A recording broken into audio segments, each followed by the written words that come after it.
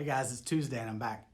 Hey, I want to tell you a story about something that happened to me when I was walking across our parking lot a couple of years ago. I had my computer in one hand and this keyboard just wrapped up, but my grip started to slip.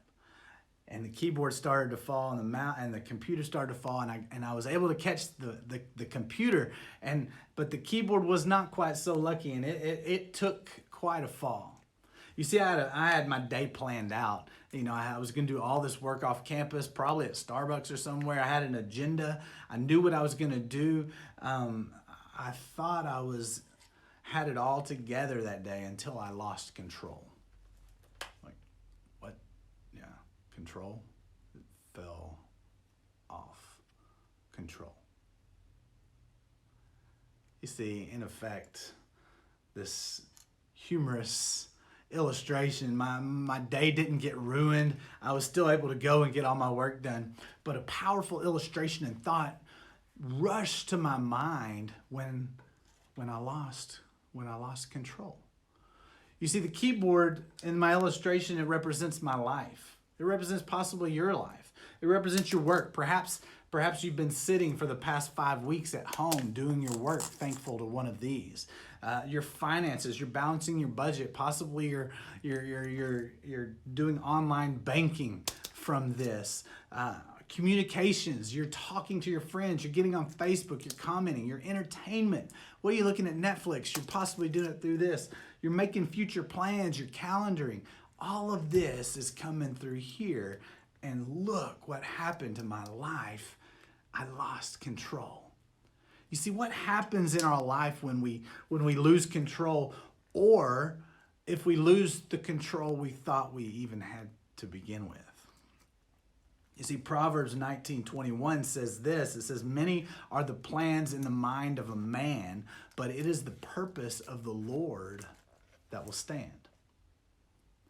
And at the end of the book of James, in James chapter 4, James ends a thought by saying this: "Instead, you ought to say, if the Lord wills, we will live and do this or that." You see, most of us are guilty of living like we have it all together, right? Like we have it all figured out.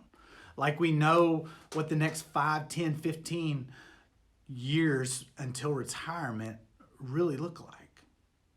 We've got it mapped out. We are in control. At least we think we're in control. But what happens when we lose control? What happens when a job's lost or we're laid off? What happens when the stock market drops? What happens when the spouse says they want out? What happens when a loved one tragically dies? What happens when we lose control? How will you react? How will you keep going? How will you adapt? You see, I simply want to encourage you real quick from these words of Jesus towards the end of the recognizable Sermon on the Mount from Matthew. In chapter 6 particular, he says this in verse 33, he says, "But seek first the kingdom of God and his righteousness, and all of these things shall be added unto you. Therefore, don't be anxious about tomorrow, for tomorrow will be anxious for itself. Sufficient for the day is its own trouble." You see, it reminds me this past Sunday, Pastor Robbie taught about the encounter that Jesus had with Thomas after Jesus' resurrection. You see, Thomas said, unless I can see the marks in his hands and put my finger there and the marks on his side and put my hand there, he said, I'll never believe. And then you read on and it says 8 days later, they were in a room eating dinner together, and all of a sudden it says Jesus shows up. And he turns and he looks at Thomas and he says, "Thomas, look, put your finger here. Thomas, look, put your hand here." And then he said to Thomas, "You believe because you've seen."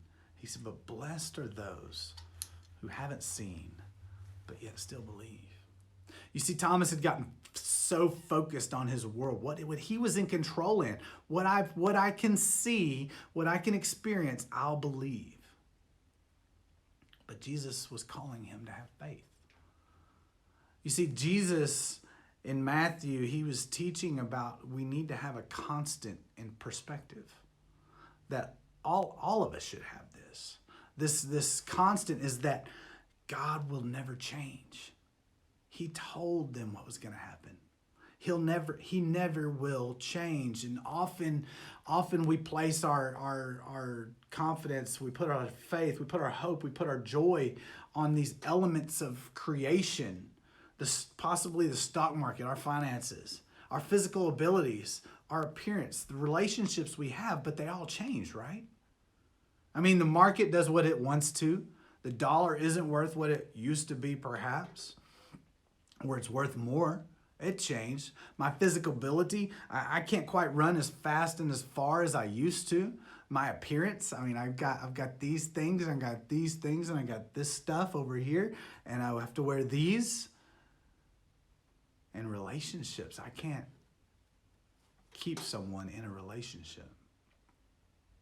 Ultimately, do we have control over anything? You see, if the challenge is if we consistently look to God to be our everything that gives fulfillment, we don't ever have to worry about losing control. Because we'll always live with this understanding that we never really had it to begin with. You see, don't forget this. God is in control no matter what happens. And he cares for you.